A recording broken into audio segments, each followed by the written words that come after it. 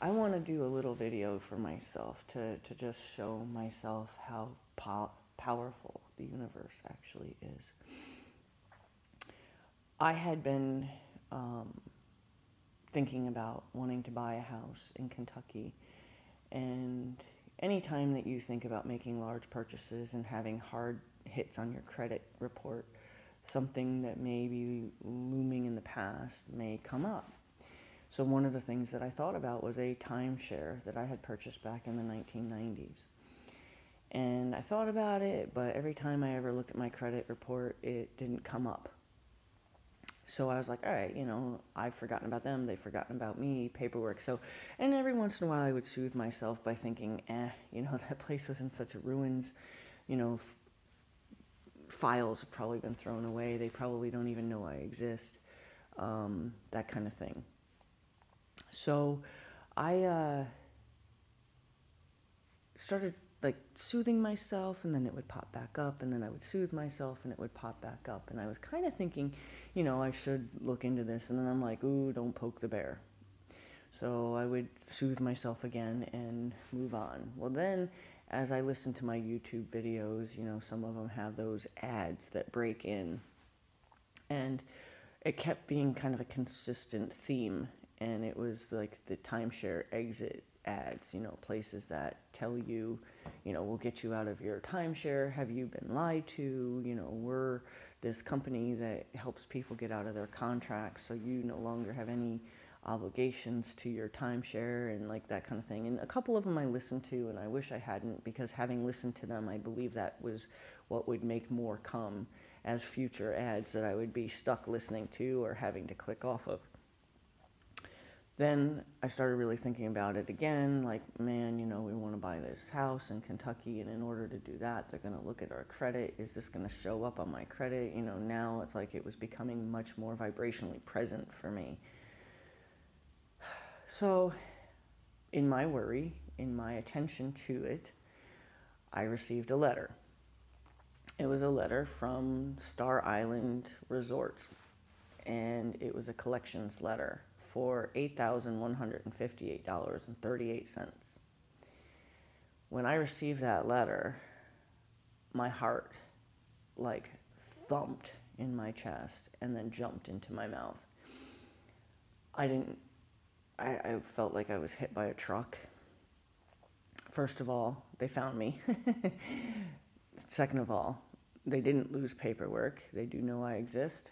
Third of all, holy shit, it's like almost $10,000.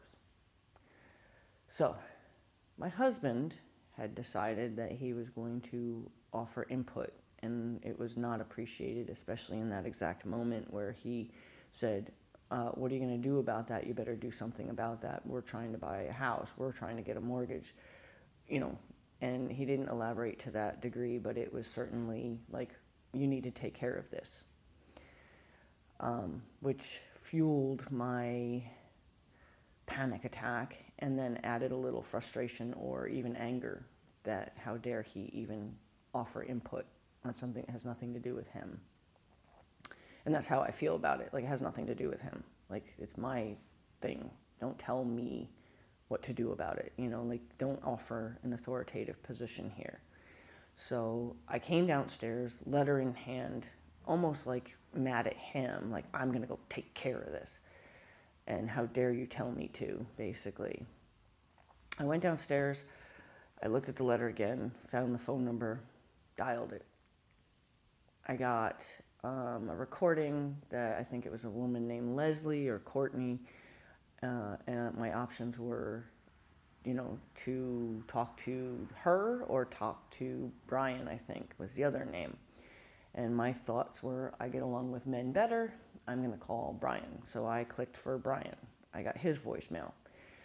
I then decided that I was not willing to leave a voicemail, and I hung up. I then decided, okay, I got to think of a different route, because I don't really even want to get the collections agency to be alerted to my responding to this at all. Like, I wanted to kind of still stay under the radar. So I looked up one of those timeshare exit things, And I got, I found this one that looks like they had a lot of good reviews. They, helped me, blah, blah, blah. I read the reviews. So I'm like, all right, this looks like a good one to go with. So I filled out their form. And then I kind of regretted it, but I did. I filled out their form. And that was it. I left it alone. Went about my business. The evening went through. I believe it was either that evening or the next morning. I checked my email. It showed a thank you for contacting us. We'll be sure to reach out to you. I'm assuming via phone. So after that, I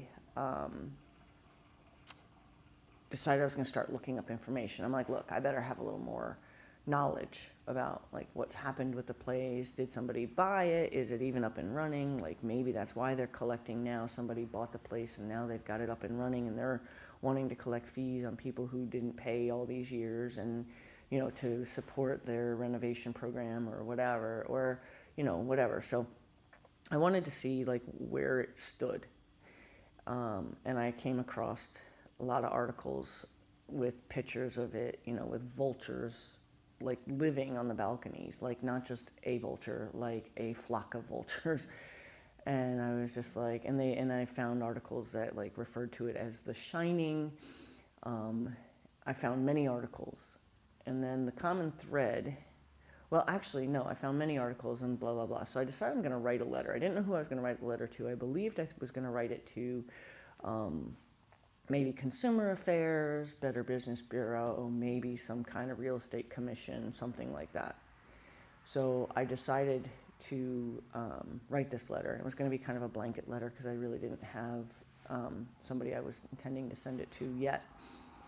And I did it in like essay form, so it included pictures that I had pulled out of those articles and, copied and pasted the pictures.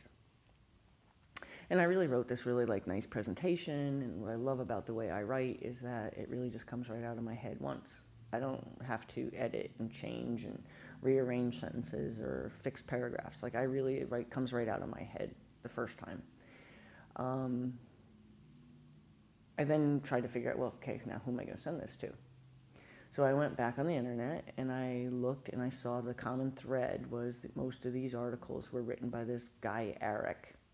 And it gave an email address, and I debated, and then I clicked out, and then I debated, and I clicked out, and I read more articles, and then I clicked out. Like, I just kept kind of going there, like, and I'm believing the universe kept saying, just go talk to this guy, So finally, I wrote down his address, and I wrote down his Twitter, and I looked at his Twitter, and I'm like, okay, yeah, I'm going to send it to this guy.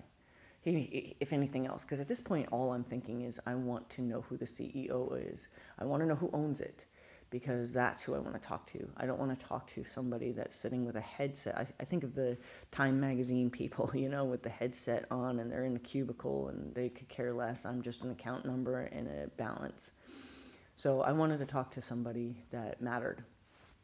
So I was reaching out to somebody who clearly had already done their research because they kept naming this corporation, but no actual name of an owner. So I said, well, this guy's probably at least got that information, so I was going to go for him. So I'm like looking, and I really made sure that the letter was expressing that I was looking for information. So I then, that's my eye. I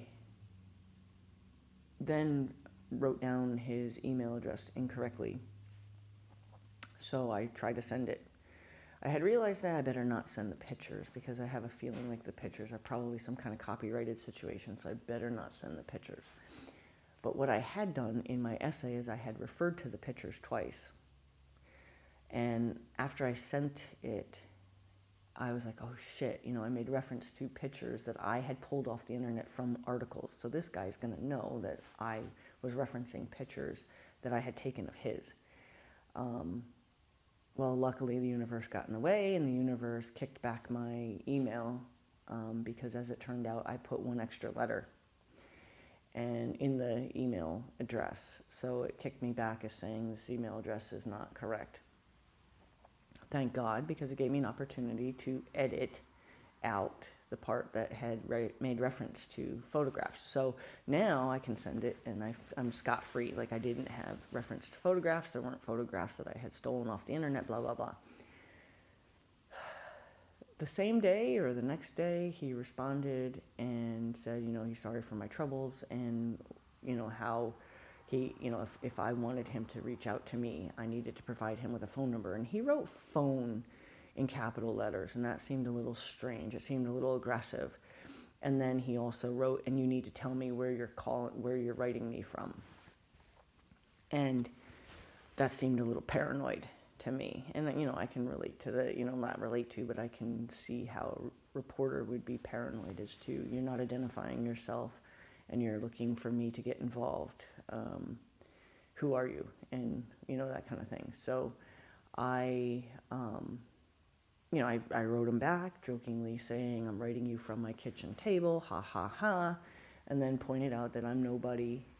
This is a private, personal issue, and the reason I even was prompted to try to find out information was because I received a letter of collections, and then I, even equated to how I was being asked to put tires on and perform routine oil changes and tune-ups on a car that's sitting in a salvage yard, like saying, like, it's not going to happen. Like, I'm not paying for something that doesn't even exist.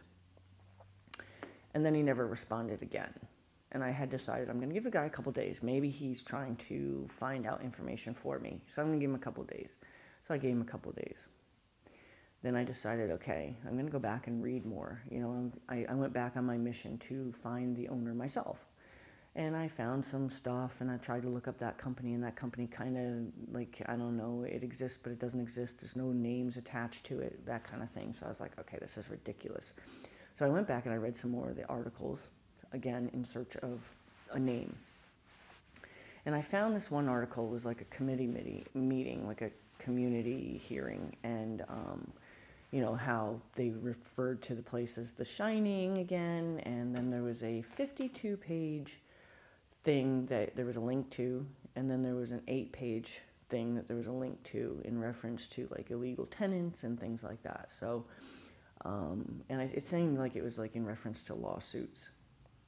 I looked at the 52-page thing first because I'm thinking, well, that many pages, they've got to, like, have an address, a phone number, a name, something that can lead me to an owner of this place. And in the first 2 pages, it was just like numbers and letters and reference to, law books. And I was just like, well, that's Greek to me, and I don't have the attention to sit here and look for one word that's an actual English word. So I clicked off of that. And then ahead of that, in the same sentence, was the link to the 8-page thing. So I clicked on that. And it was, again, but it was more like legal docket stuff. So it actually had letterhead from 2 different law firms. And I think, like, I just blindly picked the right one at first, and then I had noticed that I had picked the right one. You know what I mean? Like, I think I picked the right one by accident, and then before I did anything, I noticed that it was the right one, and it was the one for the plaintiff, and the plaintiff being, like, the people, and the other one was for the defendant being the resort. So I focused on the one that was for the plaintiff, and I looked up that law firm. And when I looked up that law firm, I saw that they were like a law firm somewhere in New Jersey. They were probably the right place to go. So I looked at their directory of lawyers and just kind of like said which one called me. And the second name down on the directory was Thomas Collins.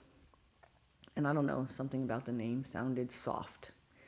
Sounded like maybe if I was looking for a nice person who might just be willing to be nice and help me, I would contact this guy.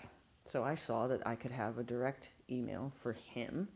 So what I did was I thought about it, and then I clicked out.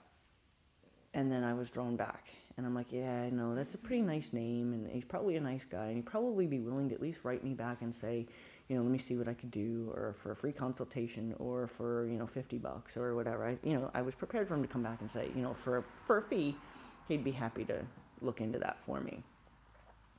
And I'm thinking, all right, I'm going to end up hiring a lawyer, and I'm going to end up paying money to get out of paying money. And I was like, forget it, And then I went back. And again, his name jumped out at me. I found his email address. And then I decided I was going to revise the letter a little bit that I had sent to the reporter and added, took out some questions and then added, I would be willing to forfeit my week in lieu of this debt, leaving me free and clear of this debt or any trace of it on my credit report, and I would release them from any obligations that they would have to me. Very, very proud of my letter. And didn't hesitate, just sent it. What did I have to lose? I just was looking for a name of somebody that owns this damn place. So what did I have to lose? And this guy had dealings, well, I don't know this guy, but this law firm had dealings with something to do with this resort. So they had to have some records. That's kind of why I went that way. That night, but I didn't see it till the next morning, that afternoon, I received an email from Brian Turner saying they needed me to give them a account number or a last name on the account so that they could identify the unit, and that Dennis would be in touch with me to so that I could return my timeshare. And the word "so" is what kept me hooked. So I waited and I waited and I waited. And so I gave the unit right away. And then I waited and I waited and I waited, and I did not hear from this Dennis guy. And I'm like, okay, well, I was feeling pretty okay about it because I had noticed that when at the bottom of his email it had the information of, his contact information, this Brian Turner guy, and it showed Star Island Resorts. And I was like, oh, I had a moment of like, oh shit. The lawyer just directed me to the, dimed me out, exposed me to the timeshare, to the collections people, because then I went to the letter and I'm like, yes, these numbers, these phone numbers and this resort and whatever connect me right to this letter, and man. So I had a moment of, man. And then I was like, all right, but it says so. I just kept hanging on the word so, so I can return my timeshare. So I decided that, I was good with it. So I still waited for this Dennis guy. Nothing.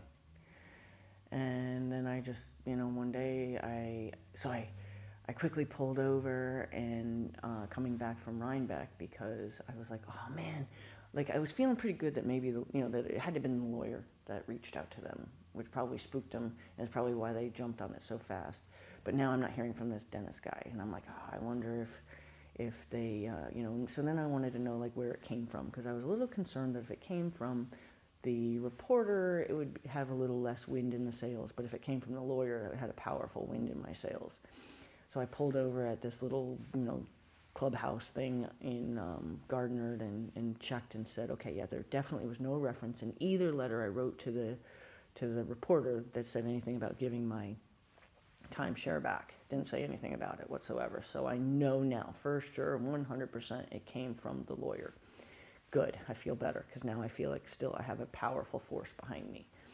And then the next morning, the next afternoon, I woke up from a nap at 1:47, and I received an email from Dennis. And it said, that he was instructed by this Matt Myers, which I didn't know who that was, to release you from your timeshare at no cost to you. We need to identify, your personal information, phone number, etc., because the numbers that they had were not good. So, and then I saw, and you can reach me in Eastern time for between 10:30 and 2 o'clock. It was 1:47.